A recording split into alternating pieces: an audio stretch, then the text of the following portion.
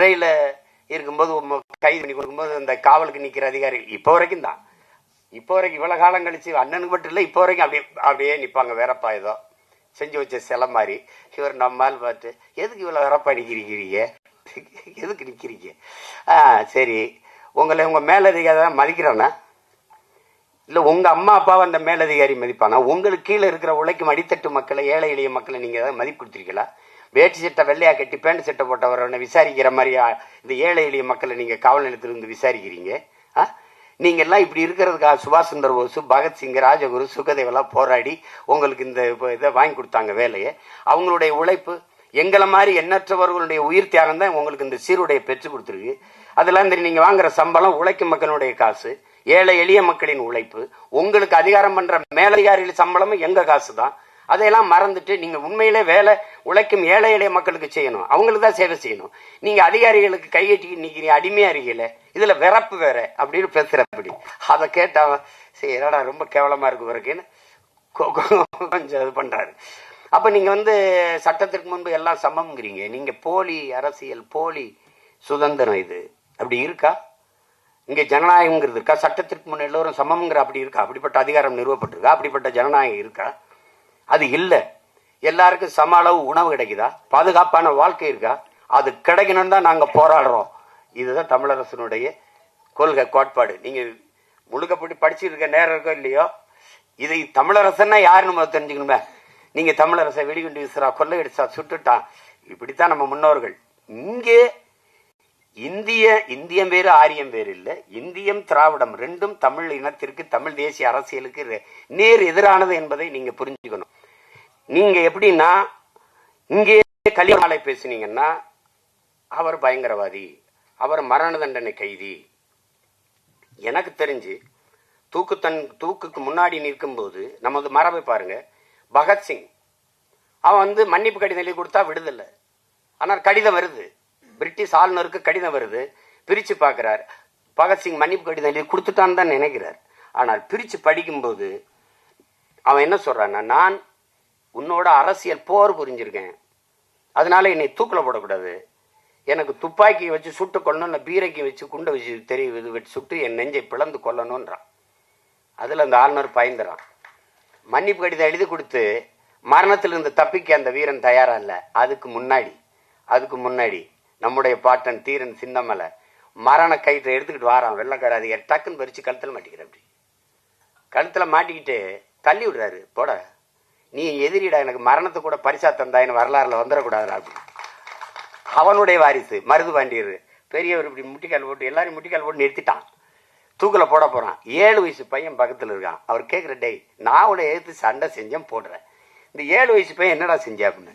7 வயசு பையனு கூட பயப்படுற நீ கோலைடா, இவனை உயிரோட விட்டா கூட உனக்கு ஆபத்துன்னு நினைக்கிறல்ல அந்த வீரன். இப்படி ஒவ்வொருத்தரா பாருங்க. கடைசியா நம்ம தாத்தா கலிய பெருமாள் மன்னிப்பு கடிதம் எழுதி கொடுத்தா விடுறேங்கிறான். மன்னிப்பு கேட்டு நான் மரணத்தை கடந்து வாழணுங்கிறேன்னா அப்படி நான் செத்தே போறேன்னு நிக்கிறேன். அப்படி அது தமிழன் பரம்பரை. ஏன்னா தமிழனுக்கு மரணத்தை விட மானம்தான் பெரிது என்ற அந்த அறம், அந்த வீரம், அதுதான் முக்கியம். அந்த மாதிரி இதுல இந்த முன்னோர்களை பார்க்கும்போது நீங்க கலிய பெருமாள், தமிழரசன், வீரப்பன், பிரபாகரன், இந்த வரிசையில பாத்தீங்கன்னா எங்கெங்கு தமிழனுடைய வீரம் தலை தூக்குதோ, எழும்புதோ, அதை எல்லாம் பயங்கரவாதம், தீவிரவாதம், பிரிவினவாதம் என்று பழி சுமத்தி அடக்கி ஒடுக்கி அழிக்க வேண்டிய அவசியம் இந்த ஆட்சியாளர்களுக்கு. ஏன் என்றால் வீரம் தமிழர்களின் எழுச்சி குறியீடாக மாறி, வீரப்பன் என்றால் கைதற்றான், பிரபாகரன் என்றால் கைதற்றான், கலிய பெருமாள், தமிழரசன் என்றால் இளம் தலைமுறை எழுச்சி கொள்கிறார்கள். இந்த எழுச்சி தடுக்கப்பட வேண்டும். ஏனென்றால் அவர்கள் எழுச்சி விட்டு ஒன்றாகிவிட்டால் திராவிடம், இந்தியம்லாம் இங்க செல்ல காசாயிடும். அதுக்கு பயப்படுறான். உனக்கு வீரப்பன் எப்படி சொல்லுவான்? மாயாவி, திருடன். நான் கேட்டேன், வீரப்பனே திருடன்டா ஜெயலலிதா கருணாநிதிக்கு பேர் என்னடா வைக்கிறது? ஒருத்தன் பதில் இல்லை. சந்தன கட்டையை வித்து வித்துட்டாரு, யானையில கொண்டு வித்துட்டாரு. வித்தவங்க ஆட்டுல இருந்தா வாங்கினவங்களா எங்கடா இருந்திய? ஒரு நடவடிக்கை இல்லை. பதில வந்துட்டாது இருக்கா? ஒண்ணும் கிடையாது. அப்படிப்பட்ட தாத்தா கலிய பெருமாள். அந்த ஒவ்வொருத்தரையும் நீங்க நினைச்சு பாத்தீங்கன்னா ஒண்ணு புத்தகம் முழுக்க அரிய செய்திகள் நீங்க படிக்கணும். சாரு மஜ்னும்தார்னா நீங்க சும்மா அப்படி சொல்லிட்டு போல. அவர் எப்படி வந்தாரு? எப்படி எப்படி நக்சல் பாரிகள் உருவானாங்க, எப்படி நக்சல் பாரிகள் இயக்கம் ஒடுக்கப்பட்டது, அதெல்லாம் அதுல இருக்கு. அப்ப அந்த மாதிரி தமிழரசன் இந்திய பாதை, இந்த ஒருங்கிணைந்த இந்தியா, இதுக்குள்ள உழைக்கும் மக்கள், அடித்தட்டு மக்களின் உரிமை, பாட்டாளி வர்க்கத்தின் விடுதலை, இதெல்லாம் இருக்கு. தமிழ் தேசிய விடுதலை, தமிழ் தேசியம் என்று வருவதற்கு காரணம் 1983 ஜூலை அங்க இலங்கை ஈழத்தில் நடந்த கலவரம். அந்த நூலகத்தை எரிச்சு அவங்க எடுத்த கலவரத்தில் அவர் அப்படியே போக்கு மாறி இருக்கு. எப்படி மாறுது? என் போன்ற பிள்ளைகள், என்னுடைய அன்பு உடன் பிறந்தார் பால் அவர்கள் சொல்ற மாதிரி, இதுல இருக்க எல்லா பயிலும் திராவிடத்திலிருந்து வந்தவன் தான். எங்க கோஷ்டி முழுக்க. நீ இல்லையா? இவ கம்யூனிஸ்ட், எங்க அப்பா கம்யூனிஸ்ட், நீனு இல்லையா? இது எல்லாம் நாங்க பேசாத பெரியாரா அண்ணாவா?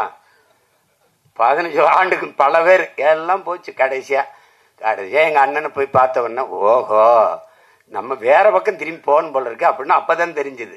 அது போல இனச்சாவு எப்படி எங்களை போன்ற பிள்ளைகளை திசை திருப்பிச்சோ, அப்படி அண்ணன் தமிழரசனை ஈழ படுகொலை, அந்த கலவரம், அந்த 1983 ஜூலை படுகொலை மாத்திருது.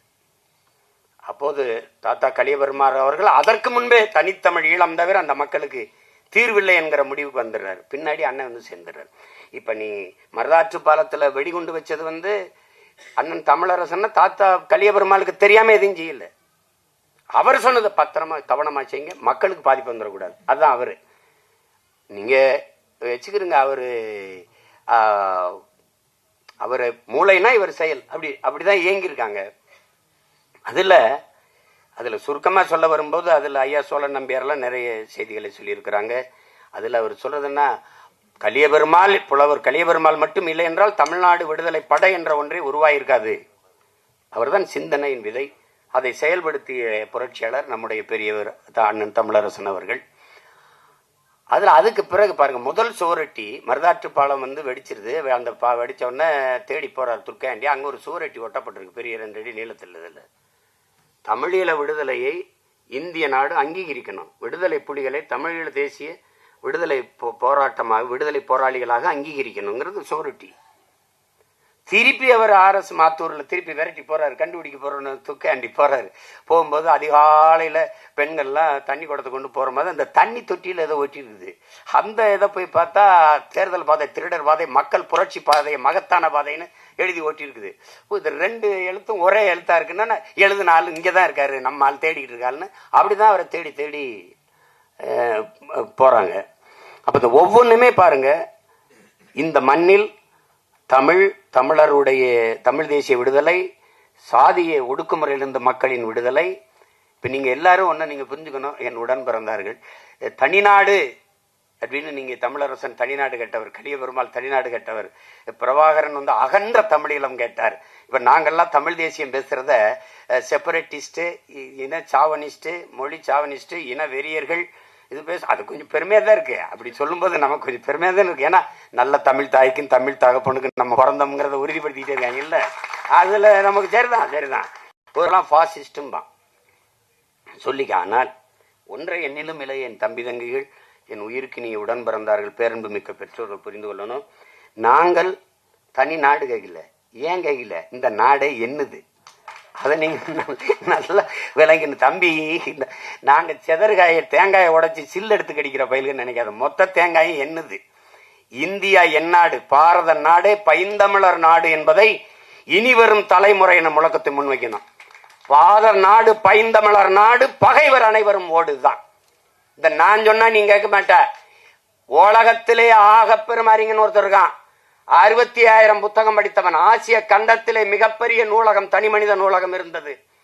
உலகிலே சிறந்த கல்வியாளன் சிலையை திறக்கப் போகிறேன் என்று ஆஸ்திரேலியாவில் மார்பளவு சிலையை திறந்தார்கள். அந்த சிலையில் இருந்தவன் புரட்சியாளர் அம்பேத்கர் என்பதை அறிவார்ந்த தமிழ் சமூக மக்கள் புரிந்து கொள்ளணும். அந்த அறிவாசான் சொல்லுகிறார், இந்தியாவை இந்துக்கள் நாடு என்று சொல்வதை நான் ஏற்க மாட்டேன்.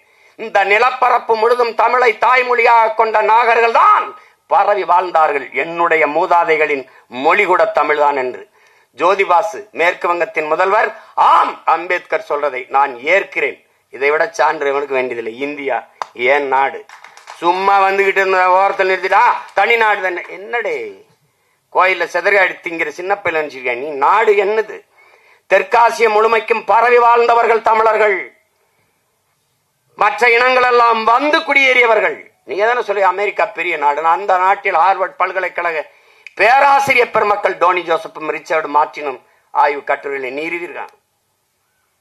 அது சும்மா வந்துட்டு நாங்க செப்பரேட்டிஸ்ட் கிப்பரேட்டிஸ்ட் எல்லாம் பேசக்கூடாது. நான் நாடு கேட்கல, நீ பிதிக்கு பிரசவிக்கிற. திருச்சியில வானூர்தி நிலையத்துல சமஸ்கிருதத்துல கல்வெட்டு வச்சுட்டு போயிருக்க. சமஸ்கிருதம் படிங்கிற படிச்சுட்டேன். எந்த கோயில மணியாட்ட விடுவ? எந்த கோயில மணியாட்ட விடுவ? எந்த கோயில மந்திரம் சொல்லி விடுவ? அது வேற, அது வேற தலைப்பு, அப்புறம் பேசுவோம். இப்ப இங்க வாங்க. நீங்க விடுதலை என்றவனே நீங்க என்ன நினைக்கிறீங்க? அண்ணன் கேட்ட தமிழ்நாடு விடுதலை, சரி, அதுல எத்தனை படிநிலை? பிறப்பின் அடிப்படையில் பேதம்பாடு பாராட்டுகிற, உயர்ந்தவன் தாழ்ந்தவன் என்று பாகுபாடு பாராட்டுகிற அந்த சமூக விடுதலை தேவைப்படுது. முதல் படி. ஏழை பணக்காரன் என்ற பாகுபாடற்ற வர்க்க விடுதலை இரண்டாவது படிநிலை. ஆண் பெண் என்ற பாலியல் வேறுபாடற்ற சமத்துவம், பெண்ணிய விடுதலை, சமத்துவம். அங்க பாலியல் வேறுபாடற்ற சமத்துவம், பெண்ணிய விடுதலை. அதற்கு பிறகு பொருளாதார விடுதலை, ஒரு நாட்டின் மிக முக்கியம் பொருளாதார விடுதலை. அதற்கப்புறம் தான் கடைசி படிநிலை தான் அரசியல் விடுதலை. ஆனால் இத்தனையும் அடைந்த தலைவர் பிரபாகரனால் அரசியல் விடுதலை மட்டும் அடைய முடியல. உலக நாடுகள் தனித்தமிழீழ சோசலிச குடியரசு இது என்று அங்கீகரிக்கல, அவ்வளவுதான். மற்ற விடுதலை எல்லாம் அடைந்தார். அந்த விடுதலை தான் இங்க பாருங்க. ஈழ விடுதலை போராட்டம் ஆரம்பிக்கும் போது இங்கே பெரியவர் தமிழரசன் அவர்கள் அதற்கிணையாக நாமும் தனித்தமிழ்நாடு கட்டு போராடுவோம். ஏன்? அப்ப அந்த போராட்டத்துக்கு இந்த போராட்டம் வலிமை சேர்க்கும். அப்படிதான் அந்த கொள்கை வைக்கிறார், முன் வைக்கிறார். நீ எங்களை என்ன பண்ற? இப்ப நீ எடுத்து பாரு. ஒரே நாடுங்கிற, சரி ஏற்கிறேன். ஒரே தேர்தலுங்கிற, சரி ஏற்கிறேன். ஒரே கல்விக் கொள்கை, சரி ஏற்கிறேன். ஒரே வரி சரங்கு சொரிங்கிற, ஏற்கிறேன். ஒரே ரேஷன் கார்டுங்கிற, ஏற்கிறேன். ஏண்டா காவிரியில் எனக்கு தண்ணி வரல? பதில் சொல்லு, பதில் சொல்லு. என்னோட பழுப்பு நெக்கரி எல்லா பயிலுக்கும், என்னோட நரிமணம் பெட்ரோல் எல்லா பயிலுக்கும், என்னோட மீத்தன் ஈத்தன் எல்லாருக்கும், மின்சாரம் எல்லாருக்கும், எல்லாருக்கும் பொது. அவரவர் வளம் அவரவருக்கு. காவிரி நதிநீர் உரிமை கன்னடருக்கு, முல்லை பெரியாற்று உரிமை மலையாளிகளுக்கு, தமிழனுடைய எல்லாம் பொதுமை. அப்படின்னா என்னுடைய பேரன்பையும் பெருந்தன்மையும் நீ இழிச்சவாத்தனம் நினைக்காத. இதுதான் தவறு. இறையாண்மையும் தேசிய ஒருமைப்பாடும் தேசப்பற்றும் தமிழனுக்கு மட்டுமா? என்னது? ஒவ்வொரு நாளும் மீனவன் சிறைபிடிக்கப்படுறான், ஒவ்வொரு நாளும் சுட்டு வீழ்த்தப்படுறான், படகு பறிக்கப்படுது, வலை கிழிக்கப்படுது, சிறையில் அடைக்கிறான். ஒரே சங்கிலியில் 12 பேரை கட்டி இழுத்துட்டு போறான். கண்டிக்க தூப்புள்ள தன்மானமிக்க தமிழன், மானத்தமிழச்சி மாறல பால் குடித்த ஒரு தமிழ் பிள்ளை இந்த காட்சியை பார்த்துட்டு எப்படி தூங்குவான்னு சொல்லு. எப்படி தூங்குவான்? தமிழர்கள் ஆகப்பெரிய ஜனநாயகவாதிகளா இருக்கிறனால இங்க இருக்கு, அமைதியா இருக்குது. இது மக்கள் அரசியல் பாதையில் நின்றுகிட்டு இருக்கான். இல்லைன்னா கழிய பெரும்பாலும் தமிழரசன் இங்க உருவாக ரொம்ப நேரம் ஆயிடாது தம்பி. அதை புரிஞ்சுக்கணும். நீ தேவையில்லாம படிக்கிற, சட்டம் பண்ணிட்டு இருக்க. பல மொழிகள் என்றால் இந்தியா ஒரே நாடாக இருக்கும். திருப்பி திருப்பி சொல்றேன், ஒரே மொழி இந்தி என்றால் இங்கே பல நாடுகள் பிறக்கும். இதை எந்த கொம்பனும் தடுக்க முடியாது. நீ இந்திய திணி ஒரு நிலம் எதிர்த்திருக்கோம், ஜிஎஸ்டி சொல்லு ஒரு நிலம் எதிர்த்திருக்கோம். நீ ஒரே வரி சொல்லு, எல்லாத்துக்கும் பாரு நீட்டு, எல்லாரும் எழுதுவான். ஒரே நாடு ஒரு நிலம் மட்டும் எதிர்க்க. ஏன்? இருக்கிறதில் கலப்பினம் இல்லாத தூய ரேஸ் ஒரு இனம் இன்னும் இருக்குன்னா தமிழ்நாடு தான். காலடியில குறுகி குறுகி குறுகி குறுகி வந்தாலும். இங்க தமிழ் தாய் வாழ்த்து பாடும்போது பக்கத்தில் இருக்க எங்க அண்ணெல்லாம் பாடிட்டு இருந்தாரு, நான் ஏன் அமைதியா இருந்தேன்? ஏன்? கன்னடமும் கடிதலுங்கும் மலையாளமும் துளுவும் உன் விவரத்தில் உதித்தது. அந்த இது வரி யார் தூக்குனது? யார் தூக்குனது? ஆரியம்பல் வழக்குழிந்துங்கிற வரியை தூக்குனது யாரு? அந்த பாட்டே முழுமையா இல்ல. திராவிட நல் திருநாடு எங்கிருந்து வந்தது? ரொம்ப நாளா பாடிட்டோம். எங்க பாட்டன் மனோன்மணியர் தூக்கிடுவோம். திராவிட நாடு இங்க எங்க இருக்குது? திராவிட நல் திருநாடு, திருடன் நாடு, திராவிட நாள் திருடு நாடுன்னு வேணா வைக்கலாம், அதுக்கு பேர் வைக்கலாம். என்ன நாடு? யார் நாடு? கீழடியில தோணுனா 2100 ஆண்டுக்கு முன்னாடி இருந்ததா? இந்தியா இருந்ததா? சொல்லு இருந்ததா? இந்த நிலப்பரப்பு ஒன்றா இருந்ததா? கன்னடம் இருந்ததா? 1800 ஆண்டுக்கு முன்னாடி கன்னடம் இருந்ததா? 1600 முன்னாடி தெலுங்கு இருந்ததா? 500 ஆண்டுகளுக்கு முன்னாடி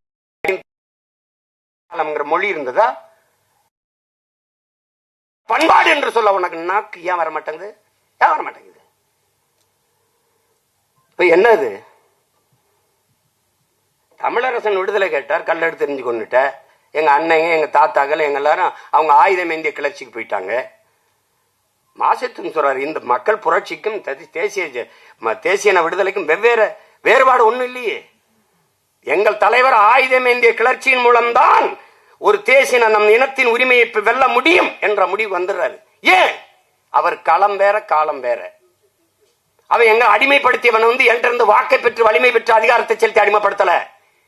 அவன் வலிமை மிக்க ராணுவத்தை வைத்து இன மக்களை அழித்து ஒழித்து அடிமைப்படுத்தினான். இங்க ஜனநாயகம், இந்திய இலங்கை ஒரு ஜனநாயக நாடு என்று பேசுகிற எவராவது எங்கள் கேள்விக்கு பதில் சொல்லியது உண்டா? இந்திய நாட்டிலே மலையாளி இடம்பெற முடியும், தமிழன் இடம்பெற முடியும், கன்னடன் இடம்பெற முடியும். ஜிகேர் ரெஜிமெண்ட், சீக்கியர் படை என்ற தனி படைப்பிரிவு இருக்கு. ஆனால் இலங்கை ராணுவத்தில் தமிழர்கள் இடம்பெற முடியுமா? இந்த கேள்விக்கு பதில் இருக்கா? இருக்கா? இல்ல. விழுக்காட்டு அடிப்படையில் அவன் 70, நாங்க 30, இல்ல 60, நாங்க 40 அப்படி இடம்பெற்றிருந்தால் தனியே விடுதலை புலிகள் என்ற ஒரு மக்கள் ராணுவம் உருவாயிருக்க வேண்டிய தேவை வந்திருக்காது. அப்ப என்ன ஆயிடுச்சு?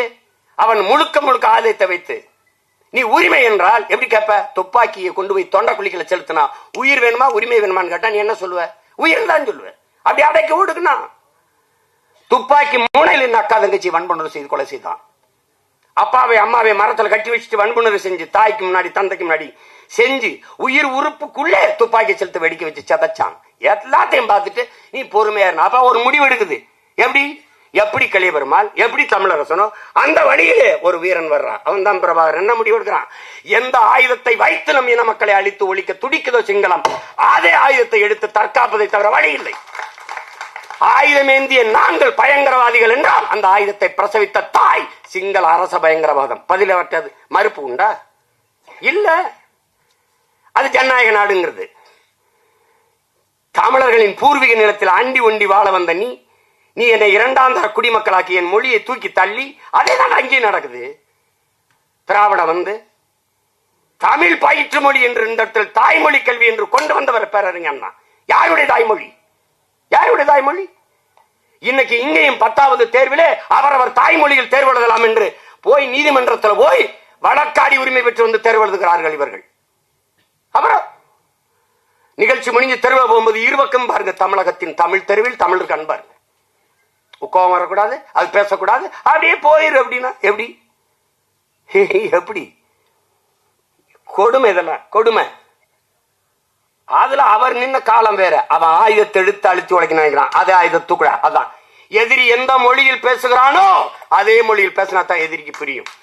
நீ என்ன ஆயுதம் எடுக்க வேண்டும் என்பதை எப்போதும் எதிரி தான் தீர்மானிக்கிறான். மாவோடைய கோட்பாடு எடுத்தான். மரம் அமைதியாகத்தான் இருக்க நினைக்குது, ஆனால் காற்று அதை இப்படி இருக்க விடுவதில்லை. நாங்க அமைதியாத்தான் இருக்க நினைக்கிறோம், ஆனா நீ விடுறதில்லை. 400 டிஎம்சி வந்த நேரத்தில் காவிரியிலிருந்து தண்ணி வந்தது. இப்ப மறுக்குது. ஏன் மறுக்குது? என்னுடைய பழுப்பு நல்கரி எடுத்து என்ன ஆட்டம் போடுற? எங்களுடைய தாத்தா ஜம்பலிங்கம் சொந்த 500 ஏக்கர் கொடுத்தான். ஜம்பலிங்கம் முதலியார் அவனுக்கு செலவைக்க சொல்லி போறான்னு வச்ச கீழே இந்திரி எழுதி வச்சுட்டு போயிருக்க. என்கிட்ட அதிகாரம் இல்லைன்னு தானே 6 நொடியில உடச்சு கீழே தள்ளிட்டு நான் மறுபடி கட்டி தமிழ் எழுதி வைக்கிறதுக்கு எவ்வளவு நேரம் ஆயிரும்? இப்படிதான் என் மருமக பாட்டிக்கு இது வைக்கணும், மாமாவுக்கு செலவு வைக்கணும், கெஞ்ச விடுற. இதுக்காவது நம்ம வெள்ளணும் இந்த நாட்டுல. இதுக்காவது நம்ம வெள்ளணும். என்ன என்ன என்ன பாருங்க. அப்ப எல்லாம் தமிழனுடைய இதெல்லாம் பொது. உலக மொழிகளின் தொன்மத்தை தமிழிலிருந்து அறியலாம். நம்ம சொன்னதுதான் பிரதமர் பேசுறார். உலக மொழிகளின் இந்தியாவின் தொன்ம மொழி தமிழ். இந்திய மொழிகளின் தொன்மத்தை தமிழிலிருந்து அறியலாம். உலகின் முதன் மொழி தமிழ். எல்லாம் சொல்றீங்க. ஆனால் புதிதாக கட்டிய பாராளுமன்ற கட்டடத்திலே இந்தி, சமஸ்கிருதம், இங்கிலீஷிலே கல்வெட்டு இருக்கு. ஏன் என்னரும் தமிழ் மொழியில ஒரு கல்வெட்டு இல்ல? இந்த 40-39 உறுப்பினர் கொண்டு வாங்க. என்ன பல்லாங்குழி ஆடுறீங்களா? இதையும் கேட்டு பெற முடியல.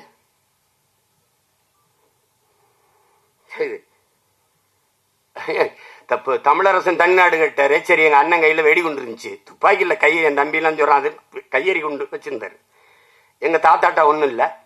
அவர் மக்கள் திரட்சி போராட்டத்துக்கு போயிட்டாரு. எனக்கு நம்ம தாத்தா முத்துராமலிங்கத்தேவர் கல்யாண மண்டபம், நம்ம கட்சிக்கார நம்ம கொள்கையாளர் யாரோ திருமணம். அந்த திருமணத்துல போய் அப்ப நான் சினிமா எடுத்துக்கிட்டு அப்பப்ப பெரியாரிய மார்க்சி அம்பேத்கர் கூட்டங்களை போய் பேசுறதா. அதே ஏதாவது இப்படி சிவப்பு துண்டை போட்டு இந்த கால் மேல உட்காந்து இப்படி உட்காந்துருக்கு. அப்படி இங்கிட்டு ஓடுறேனே பார்த்து வேடா பை வச்சிருந்தாரு, பெரிய பையன். அந்த பையில ஒரு புத்தகம் இருந்துச்சு, சின்ன புத்தகம். இப்ப கூட எல்லாரும் பெருசு நீட்டி கொஞ்சம் கூடுதலா சேர்த்திருக்காங்க. இவ்வளவுதான் அவருடைய வரலாறு. சின்னது, ஒரு 15-20 பக்கத்துக்குள்ள எழுதியிருந்தாரு. படிச்சுக்க படிச்சுக்கிட்டே என்ன கடைசியில முடிகிறார். மக்களை திரட்டி அரசியல் படுத்தாமல், மக்களை அணிதிரட்டி அரசியல் படுத்தாமல் புரட்சியை முன்னெடுக்க முடியாது. அதுதான் அதை தாத்தா எடுத்தாரு. எங்க அண்ணன் தமிழரசன் வேற வழி, ஆயுதம் ஏந்திய கிளர்ச்சியின் மூலம்தான் மக்களை விடுதலை செய்ய முடியும், மக்கள் தேசிய உரிமை, இந்த தேசிய இனங்களின் உரிமையை வெல்ல முடியும் அப்படிங்கிற முடிவுக்கு வந்தார். அதை இந்த பாதைக்கு போற தாத்தாட்ட கேட்கும்போது இதை செய்யாதீங்கன்னு அவர் சொல்லல. நீங்க அந்த பாதையில் போங்க என்று சொன்னவர் தாத்தா கலியபெருமாள் அவர்கள். துணிஞ்சு அந்த பாதையை முன்னெடுத்தவர். இந்த மண்ணில் இருக்கிற ஆபத்தை நீங்க புரியணும். அந்த மண்ணில் ஆயுதம் வச்சிருக்கான், நம்மள எடுத்தா பிரச்சனை இல்லை. தலைவர் பிரபாகரன் ஒருவன் சுட்டால் காவல்துறை வழக்கு இல்ல, நீதிமன்றம் இல்ல, கோர்ட் இல்ல, விசாரணை இல்ல, தண்டனை இல்ல. ஆனால் இங்க ஒருத்தனை நம்ம சுட்டால் கொலை செய்தால் அது வழக்கு. ஏன்னா இது மக்களாட்சி, அது அங்க ராணுவ அடக்குமுறை. இங்க வென்றவன் அப்படி இல்லை. இங்க என்ன பண்றான், நம்மளுடைய வாக்கை வாங்கி நம்மளுடைய அரசியல் அதிகாரத்தை பெற்று நம்மளை மேல இருந்து நம்ம உரிமையை பறி கொடுத்துட்டு நம்மளை அடக்கி ஒடுக்கி அச்சுறுத்தி தமிழ்னு பேசு திட்டுவான், உரிமைன்னு பேசு திட்டுவான். இதத்தான் என்ன சொல்றாரு நம்ம தாத்தா முத்துராமலிங்கர், என்ன சொல்றாரு, நீ ஊமையாக இருக்கிற வரை உன்னை ஜனநாயகவாதி தேசியவாதியும் தான், உரிமை என்று வாயை திறந்துட்டா உன்னை தேச துரோகின்றான்டா. இதுதான் கதை. இப்ப நீங்க பேசு, உன்னை முடிச்சிருவான். அப்ப என்ன முடிவுக்கு வர வேண்டியது இருக்குது? இங்க எந்த வாக்கை வாங்கி நம்மளிடத்தில் அரசியல் அதிகாரம் அதை கைப்பற்றி நம்மளை அடக்கி ஒடுக்கி அடிமைப்படுத்த நினைக்கிறானோ அதே அரசியல் அதிகாரத்தை கைப்பற்றுவது தவிர அடிமைப்பட்ட தமிழ் தேசிய மக்களுக்கு விடுதலையில மக்களின் பிரச்சனைகளை அரசு கையில் எடுக்காத போது அரசு அதிகாரத்தை மக்கள் கையில் எடுப்பதை தவிர வழி இல்லை. இதுதான் கலியபெருமாள் பாதை, இதுதான் தமிழரசன் பாதை. இது நீங்க போட்டு இந்த முழு புத்தகத்தை இவ்வளவு பெருசு இருக்கு எப்படி படிக்கிறதான்னு நினைக்காது. இதுதான் கோட்பாடு, இவ்வளவுதான் எளிமை. தமிழ் அரசன் என்பது தமிழ் தேசிய உரிமை, விடுதலை, மீட்சி, இவ்வளவுதான். தமிழ் மீட்சியே தமிழர் எழுச்சி, தாத்தா தேவனையப்பாவானர். இந்த கோட்பாடுகளின் சுருக்கம் தமிழ் அரசன். அதை வச்சுட்டு அடிச்சிடணும். இப்ப நாம செய்ய வேண்டியது, தூக்க வேண்டியது தலைவர் பிரபாகரனை போல துவக்கல்ல, அண்ணன் தமிழரசன் பெரியவர் தமிழரசனை போல துவக்கல்ல, தாத்தா கலியபெருமாளை போல துவக்கல்ல.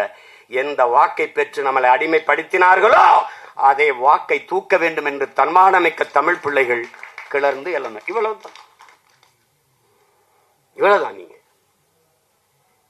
நீங்க பேச்சளவுல இங்க சாதி ஒழிப்பே சமூக விடுதலை, அது இப்ப பாத்தீங்கன்னா அப்படி இருக்குன்னா தன் சாதி தவிர பிற சாதியை ஒழிக்கிறது, இதான் இங்க சமூக விடுதலை. ஆனால் கலியபெருமாளும் தமிழரசனும் கண்டது அதல்ல. இவர்களால் அந்த சமூக ஓர்மையை நிறைவேற்ற முடியவில்லை, ஆனால் நிறைவேற்றி காட்டியவன் அந்த நிலத்தில் நம்முடைய தலைவன் பிரபாகரன். நீங்க உயர் சாதிக்காரன் சுடுகாட்டின் வழியே தாழ்ந்த ஆதி தமிழ் குடிமகனினுடைய உடலை சுடுகாட்டு வழியே கொண்டு போக முடியல இங்க. ஆனால் அங்கே நீ பிரிகேடியராரு, சாதாரண வீரனாரு, எவனா இருந்தாலும் ஒரு விடுதலை புலி மறவன் மாவீரர் துயிரும் இல்லத்தில் ஒன்னா படுத்திருந்தான். அதுதான் பிரபாகரனுடைய சாதனை. இந்த நிலத்தில் விதைத்ததை அந்த நிலத்தில் நிறைவேற்றி காட்டிய புரட்சியாளன் தலைவர் பிரபாகரன். நீ இந்த கோட்டுக்குள்ள நாட்டுக்குள்ள வெளியில என்னவா இரு, ஆனால் என்னுடைய இயக்கத்துக்குள்ள வந்தால் தமிழனாயிருங்கிறதா அவருடைய கோட்பாடு. அதை நிறைவேற்ற இந்த நிலத்தில் போராடிய புரட்சியாளர்கள் தாத்தா கலியபெருமாளும் பெரியவர் தமிழரசனும் என்பதை தம்பி தங்கிகள் மறந்து விடக்கூடாது. இப்போ அவங்க ரெண்டு பேரும் இல்ல, ஆனால் முன்வைத்த கோட்பாடும் கொள்கைகளும் நமக்கு கையளிக்கப்பட்டிருக்கிறது என்பதை நீ மறந்து கடந்து போயிட முடியாது. எப்படி சிதைந்து அழிந்து கொண்டிருக்கிற தமிழ் தேசிய மக்கள் பாதுகாப்பாக வாழ்வதற்கு போராடித்தானாக வேண்டும் என்ற நிலைக்கு தள்ளப்பட்டு விட்டார்கள். இந்த வரலாற்றின் பேர் அழைப்பிலிருந்து, பெரும் பணியிலிருந்து தமிழ் இளம் தலைமுறையினர் விலகிச் செல்ல முடியாது என்று தலைவர் பிரபாகரன் சொன்னதை நீங்கள் கவனத்தில் வச்சுக்கணும். தாத்தா கலியபெருமாளும் பெரியவர் தமிழரசனும் விட்டு சென்ற வரலாற்று பெரும் பணி நமக்கு கையளிக்கப்பட்டிருக்கிறது என்பதை நீங்க நினைக்கணும். நீங்க இன்னைக்கு புத்தகம் எழுதி பாராட்டிக்கிறீங்க, அங்கே மருமக சொல்லுது மாமாவுக்கு சிலை இல்ல, பெரியவருக்கு சிலை இல்ல, பெத்த தாய்க்கு நினைவிடம் கட்ட முடியல, அதுக்கு சொந்த நிலத்தில் ஒரு வேலி கட்டி பாதுகாப்பா வைக்க முடியல. இப்ப தெரிஞ்சுக்க நீ எவ்வளவு கீழான அடிமையா இருக்க. எத்தனை கோடியில ஒவ்வொருத்தனும் கடற்கரையில சமாதி, எங்கெங்க இது. இதுல பத்தாக்குறைக்கு பேனா வேற வைக்கிறேன்ட்டு இதெல்லாம் வந்து கொடுமை. இது கார் ரேஸ் கொழுப்படுத்து, கார் ரேஸ் விட்டா வெளிநாட்டு முதலாளிகள்லாம் அப்படி வந்துருவான். நீ எதுக்கு அமெரிக்கா வர, இங்க இருந்து கார் ஓட்டிட்டு இருக்க வேண்டியதானே? அங்க 900 கோடிக்கு வெளிநாட்டு முதலீட்டாளர்களை கவர்ந்து 900 கோடிக்கு கையெழுத்து. அவர் கட்சியிலே இருக்கிற ஒரு பெருமகனார் முன்னாள் அமைச்சர், இந்நாள் பாராளுமன்ற உறுப்பினர் 908 கோடிக்கு பெனால்டி தண்டம். சுந்தரி ரந்தரி நிரந்தரின்னு வாடிட்டு 908 கோடி தண்டம். ஏப்பா அந்த காசு அவன்கிட்ட இருந்துட்டு போகுது, இந்த காசை வச்சு தொழில தொடங்கப்பா. எங்கள்ல ஒரு முதலாளி கார் ரேசி ஓட்டுறவன் யாரு, அவன் யாருன்னே தெரியாது. என் பிள்ளைகளுக்கு சைக்கிள் பந்தயம் வச்சா கூட என் பிள்ளைய ஓட்டும். நீ கொளுத்த பணத்திமிரு பதவி திமிருல நீ காரும் ஓட்டு, தரையில கப்பலை கூட ஓட்டு. ஆனா இந்த ஆட்டு எத்தனை நாளைக்குன்னு நீங்க கவனத்தில் வச்சு தம்பி. இங்க பாரு தம்பி, உலகத்துல மிகப்பெரிய ராஜ்யங்கள்லாம் சரிஞ்சு விழுந்திருக்கு. கோட்டையே விழுந்திருக்குது, குப்பமேடு. ஒரு காத்து வந்தா எங்க பறந்து எங்க போகும் தெரியாது. இதெல்லாம் அங்க ஆயிரக்கணக்கான குடிசை இருக்கு, ஆயிரக்கணக்கான குடிசை இருக்கு. ஆப்போசிட்ல அதுக்கு எழுத்த மாதிரி குடிசை இருக்கு. அதுக்கு பேர் என்ன, ஏதோ பெரிய நம்ம அம்மா அந்த சத்யவாணி முத்து இது சத்யா நகர்னு பேரு, சத்யவாணி முத்து அவங்க பேர்ல. எதிர்த்த மாதிரி ராஜீவ்காந்தி அவர்கள் பேர்ல ஒரு மருத்துவமனை, தாத்தா ஓமந்தூர் ராமசாமி பேர்ல ஒரு மருத்துவமனை, அரசு மருத்துவமனை. இந்த ஒலி பெருக்கில் இருக்கிற சத்தம் அங்க கேக்குது. அது வந்து அந்த உயிர் ஊர்தி வந்து ஓங்கி ஓங்கின்னு கத்திக்கிட்டு இருக்கு, நகர முடியல. அவ்வளவு அடுக்கடுக்கடுக்கான நெரிசலான போக்குவரத்து. இதுல இப்ப சோழாவரத்துல எல்லாம் அங்கே சரிப்பா ஓட்டுறதுன்னு ஆயிடுச்சு, அங்க போப்பா. நீ உயர்ந்த உயர்ந்த முதலாளி கூட்டாண்மை நிறுவனங்கள் நடத்துகிற விளையாட்டா இருக்கு, கார் பந்தயம், அந்த அந்த சதுரங்க விளையாட்டெல்லாம். அதான் திரும்ப திரும்ப சொன்னேன், நீங்க விளையாட்டுத்துறை அமைச்சரா இருங்க, விளையாட்டு அமைச்சராயிராது. நீங்க ரொம்ப விளையாட்டு அமைச்சரா இருந்து இந்த வேலையெல்லாம் பண்ணக்கூடாது. எல்லாரும் சொல்றோம், இவ்வளவு சத்தம் போடுறோம், அதையும் மீறி நீங்க நடத்துறீங்க. நடத்துங்க. அதாவது அநீதி அக்கிரமம் பெருகும் போதுதானே ஒரு புதிய ஒன்று தோன்றும். இது ஒன்றும் பண்ண முடியாது. இது இப்போதைக்கு நமக்கு இருக்கிற மிகப்பெரிய பொறுப்பும் கடமையும் இங்கே பல்வேறு அமைப்புகளை சேர்ந்த பெருமக்கள்.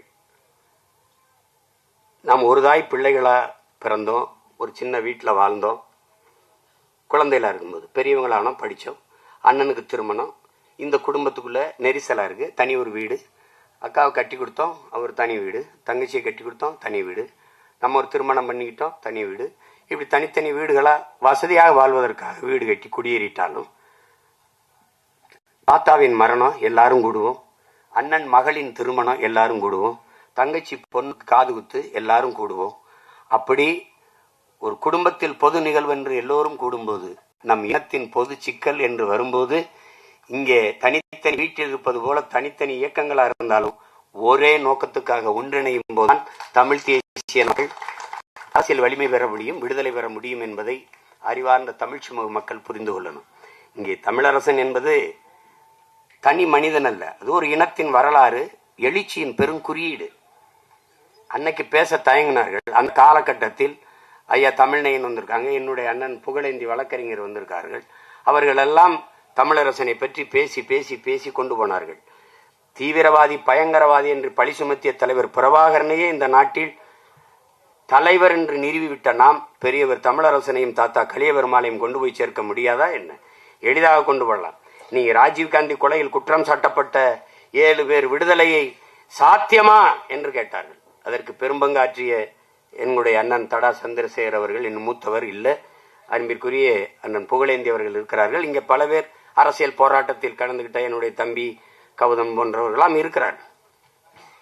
அந்த விடுதலையை சாத்தியப்படுத்த முடியாது என்றுதான் எல்லோரும் நினைத்துக் கொண்டிருந்தார்கள். இன்று சாத்தியப்பட்டு விட்டது. அதுபோல தமிழ் தேசியமெல்லாம் வெல்லுமா, இதெல்லாம் சாத்தியமா என்று எது ஒன்றும் சாத்தியத்திலிருந்து பிறப்பதில்லை. என் உடன் பிறந்தவர்களே, தேவையிலிருந்தான் பிறக்கிறது. இந்த அரசியல் கலியபெருமாள் தொடங்கி தமிழரசன் முன்னெடுத்து தலைவர் பிரபாகரன் பெருமெழுச்சியாக எடுத்து உலக நாடுகளை திரும்பி பார்க்க வைத்த தமிழ் தேசிய அரசியல் தேவையா தேவையில்லையா என்பதை என் உயிர் சொந்தங்களிடத்திலேயே நாங்கள் அந்த முடிவுக்கு விடுகிறோம். இங்கே தமிழ் தேசியம் என்றால் நீங்க ரொம்ப குழப்பிக்கிறாதே. இது நாடு தமிழ்நாடு, தேசம் தமிழ் தேசம். இங்கு வாழ்கிற மக்களின் மொழி, கலை, இலக்கியம், பண்பாடு, அவர்களுடைய தொன்று தொட்ட வேளாண்மை, அவர்களுடைய நீர் உரிமை, நில உரிமை, காட்டு உரிமை, கனிம வளம், கடல் வளம், இவற்றை பாதுகாப்பது, பெண்ணிய உரிமை, தொழில் வளர்ச்சி, பொருளாதார மேம்பாடு, இதுக்கெல்லாம் ஒரு அரசியல் இருக்கிறது. தமிழ் தேச அரசியல், தமிழ் தேச அரசியல், அவ்வளவுதான். இந்த திராவிட மாதிரி எங்களுக்கு குழப்பம்லாம் கிடையாது. ஒரு தடவை நிலப்பரப்புங்கிறது, ஒரு தடவை இனத்தின் பேருங்கிறது, அப்படி ஒரு இனமே இல்லைங்கிறது. திராவிடம்ங்கிறது அன்னைக்கெல்லாம் சொல்றாரு ஒரு திருமணம்ன்றாரு. திராவிடம்ங்கிறது கல்யாணம் தான். அதான் அதான் அது மாதிரி நிறைய இதுல இந்த நூலின் சிறப்பு என்பது வெளியிலிருந்து நீங்கள் மக்கள் வெகுவாக செவிவெளி செய்தியா தமிழரசன் என்ற ஒரு போராளியை, ஒரு புரட்சியாளரை இளைய தலைமுறை பிள்ளைகள் இன்றைய பெரும்பாலான தமிழ் மக்கள் புரிந்து கொண்டதை இது மாற்றும். நீங்க நினைக்க தமிழரசன் இல்ல, ஆகப்பெரிய நீங்க புரட்சி எங்க இருந்து வருது, போராடணும் எங்க இருந்து வருது, மானுட நேயத்திலிருந்து தான் பிறகுது. அததான் சேகுவாரா சொல்றான். அவர்கள் பசியோடு இருந்தார்கள், நான் உணவளித்தேன், என்னை மனிதாபிமானி என்றார்கள். ஏன் இவர்களுக்கு உணவு கிடைக்கவில்லை என்று கேட்டேன், என்னை கம்யூனிஸ்ட் என்றார்கள். இதுதான் தமிழரசர் பசிக்கு உணவு அளித்தவராகவும் ஏன் இவர்களுக்கு உணவு கிடைக்கவில்லை என்று கேட்ட கம்யூனிஸ்டாகவும் இருக்கிறார். இதுதான் இங்க இருக்கிறது. இதை நீங்க நல்லா விளங்கணும். எப்பவுமே ஒன்று, தலைவர் என்பவன் மக்களுக்காக போராடுகிறவன் தலைவனா இருப்பான். மக்களுக்காக போராடுகிறவன் புரட்சியாளன், மக்களை போராட தயார் செய்கிறவனா இருப்பான். ஆனால் கலியபெருமாளும் தமிழரசனும் இங்கே தலைவர் பிரபாகரனும் ஒரே நேரத்தில் தலைவராகவும் புரட்சியாளராகவும் இருந்தார்கள். நான் போராடுவதோடு அல்லாது வகுப்படுத்து. உரிமை என்றால் என்ன? உரிமை உயிரினும் மேலானது.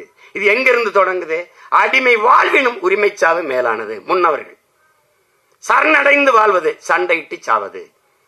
தலைவர் பிரபாகரன் சொல்றாருல, தமிழரசன் கலியபெருமாள் பேரை கேட்டவன் நமக்கு வர வேண்டியது.